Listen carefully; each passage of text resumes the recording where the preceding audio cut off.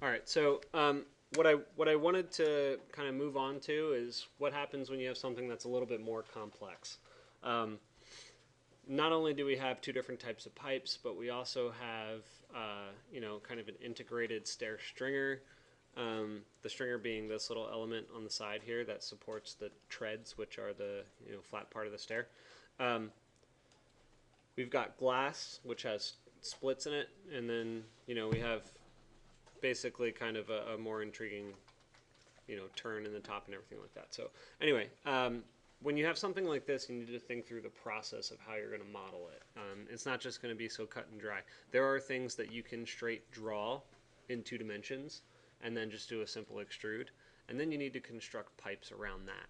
So the way that I would suggest something like this is to actually create um, the major architectural elements first, right? The framework. And so in this case, it's just like we started developing our window. So we have a frame within which we're going to model this simple extrusion, which is the glass. Did I lose any of you with that? Okay, good. So we're just going to jump right into it then, and I'll show you how this one is done. All right. So basically, I didn't really need to delete all that. In fact, what you can keep would be your top rail, right? So if you are following along with me, you can keep the top rail. I think that'll be fine. It's already in position, both in plan and elevation, so that should serve us quite well. What I will do is create a stringer. So I'll jump onto another. I'll just jump onto this one and create the stringer. So the stringer is pretty simple. I'm just going to do it with an extrusion in plan. And so if I took a polyline and I went and traced the actual top end, do I want to go all the way down? Where's my extension? It's not giving me extension. Yeah, hold on. I want to do it this way. There we go. So I'm going to trace that and then do an extrude curve. So using extrude curve, I can go both directions, change my direction to go from here to here, and then I can create an extrusion right here. So you don't need it to go like super tall or anything like that. It just needs to extend a little bit beyond the treads. Usually it's 3 inches. So in this case, I'm just going to guesstimate and say that this is 16 inches. That's a little too large, so I can actually control shift on the edges here and pull it in a little.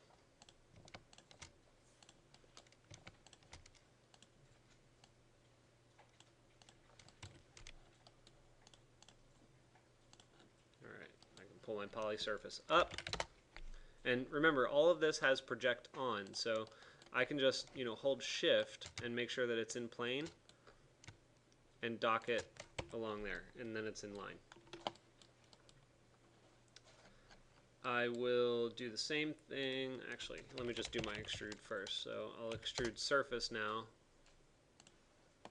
Extrude this one and this one. And I'm just going to go up 2 inches. And simple me, let's see, what did I do, 16 inches? But I changed it so it's that tall. So I'll just make a rectangle here. So I'm going to go here and say 2 inches. Oops. 2 inches and pull it up. So I'll slide it out to the outer edge. Move it from there to there. And then I can do an extrude curve on that. I'm going to make this one solid, yes, to there. Oh, I had both sides on. Extrude curve. Nope. Yes. There we go. Okay. So that's a basic stair stringer. The other thing that we can do here is actually get rid of this excess on the bottom, which is, you know, pretty standard. So I'm going to use a box for that, and I'm just going to kind of go around the whole thing like this, yank it across. Oh, look at that. I went the wrong way. Like that, and then do a Boolean difference.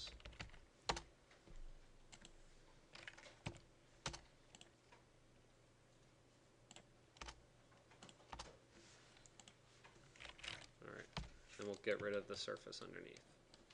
Alright, so what we wind up with is a stair that has a stringer, and we're good to go. Okay, so that's kind of just like step number one. Does anyone have any questions on the stringer stuff? Alright, cool. So for stairs, we're going to be kind of like inside is empty, we just covering it. this is against the wall. If you remember where it is in plan, see it's against the wall here. So you don't, I don't have to worry about the other side. I only need to guard. Under it, you can see it, but you have a kind of like, maybe you have a It'll, section. It's going to be there like, will be there will be something under there. I haven't resolved it yet, but I know that I only need to guard around here. There will be something under there. Yeah, it's an incomplete model right now. So anyway, so I'm just going to jump onto another layer here and start developing the handrail itself. So for the top handrail, I'm going to go with, I guess I'll do a 1 inch by 1 inch rail. That's way too small. I'll do 2.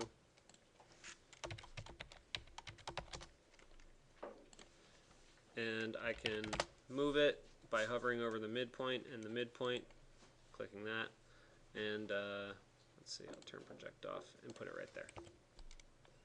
So now that rail is already ready to just sweep across the entire thing. So I'll do a sweep 1, select that rail with this cross-section curve, hit enter, and OK. So there's the top rail.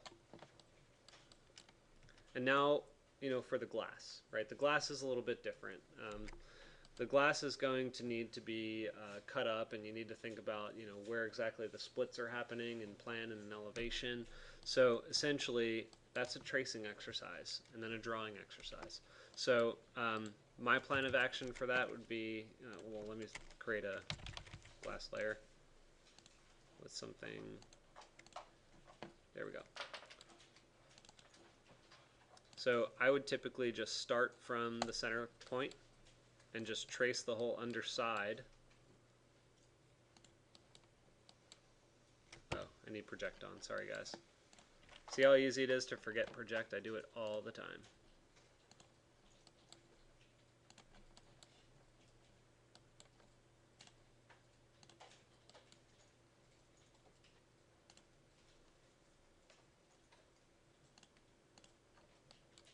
That might not stay.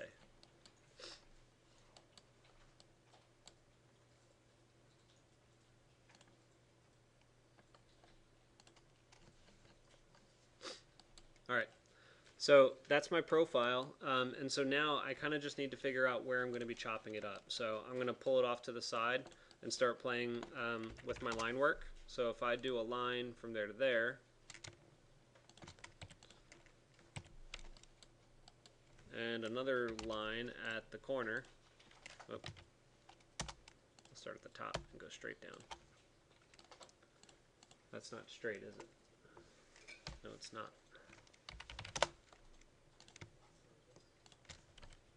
Okay. It is? No. Yeah, it was snapping to this. It wasn't straight.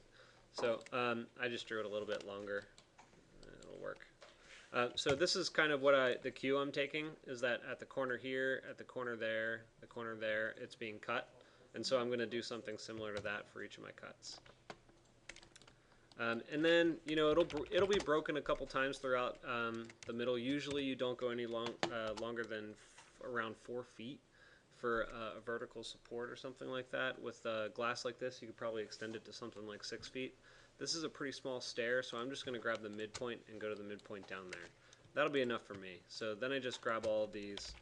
I'm going to copy them 0.5 inches to the right, give myself a little bit of a gap, and drag this endpoint down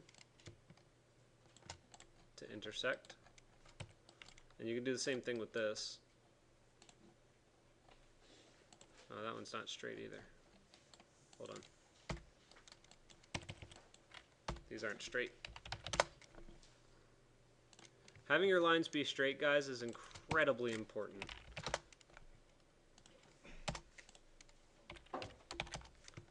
Alright. And that's already extended. So, and then it's a trim. So you can just select all of them as cutting objects and then use them to trim each other out. So get rid of that. Get rid of that. That and that. That and that. And then we extrude them? Yep. Yeah, then it's ready to be extruded.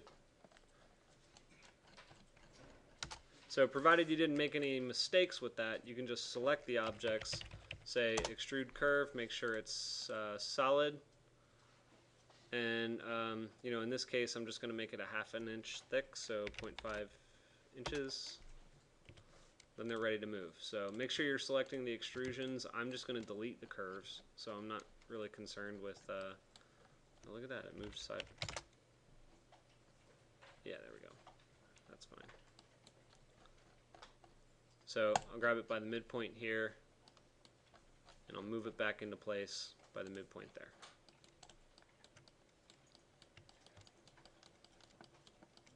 Alright, so the next one, you know, is really just the other glass pane, which is probably as simple as creating a rectangle from here.